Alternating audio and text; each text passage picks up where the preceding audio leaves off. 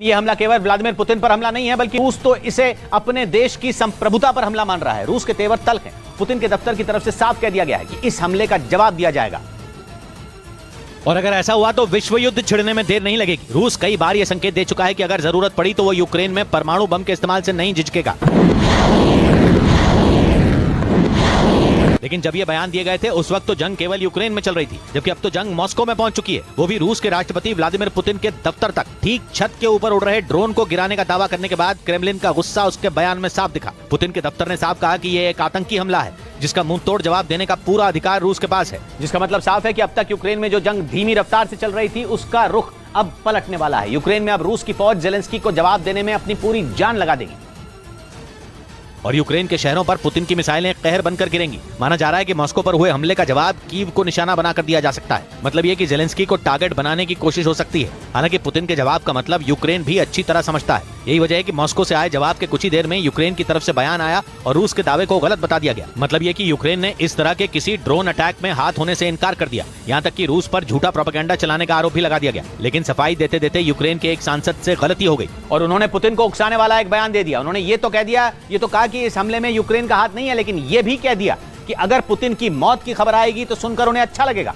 Ukraine के सांसद का यह बयान पहले से लगी हुई आग में घी डालने का काम करने वाला है। ऊपर से जेलेंस्की के बयान ने तो तय कर दिया कि अब कुछ बहुत बड़ा होने वाला है, क्योंकि जेलेंस्की के दफ्तर का रुख भले ही नरम हो, लेकिन जेलेंस्की खुद पूरे जोश में दिखे। जेलेंस्की का बयान तो ऐसा आया कि जैसे वो किसी बहुत बड़ी जंग का इशारा कर रहे हैं। ऐसा लगा जैसे क्रेमलिन पर पहुंचे यूक्रेन के ड्रोन तो केवल एक ट्रेलर हैं, जबकि असली फिल्म तो अभी शुरू होनी बाकी है। जेलेंस्की ने साफ कहा कि बहुत जल्द इस जंग में वो आक्रामक कदम उठाते दिखेंगे। मतलब ये कि पलटवार के रूस के ऐलान और हमले का जवाब देने की बात से जैसे जेलेंस्की को कोई फर्क ही नहीं पड़ता। जेलेंस्की के तेवर देखकर ऐसा लगा कि वो कुछ बड़ा करने की ठान चुके हैं और पुतिन के हर हमले से निपटने की पूरी तैयारी भी कर चुके हैं। एक और ब्रेकिंग न्यूज आ रही है यूक्रेन की राजधानी कीव से। मॉस्को में पुतिन पर हुए हमले के बाद वहां लगातार खतरे के सायरन बजने शुरू हो गए हैं, जिसका मतलब है कि वहां कभी भी मिसाइलों से हमला हो सकता है, जिसकी वजह से शहर में भगदड़ मची हुई है। लोग इस बात से डरे हुए हैं कि मॉस्को में हुए हमले से बौखलाए पुतिन कभी भी वहां सबसे बड़ा अटैक कर सकते हैं और अपनी जान बचाने के लिए कीव में लोग इधर उधर भाग रहे हैं। इस बीच आशंका जताई जा रही है कि कीव के अलावा पूर्वी और दक्षिणी यूक्रेन ही नहीं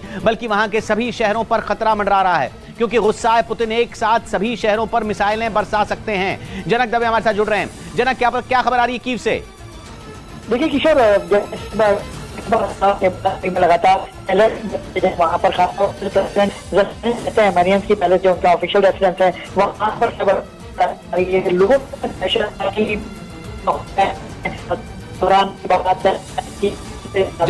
जनक सिग्नल की प्रॉब्लम आ रही है, आपकी आवाज साफ नहीं आ रही है। लेकिन खबर ये, जैसे जनक ने बताया कि वहां पर बहुत भगदड़ की स्थिति है, कीव में खतरे की सायरन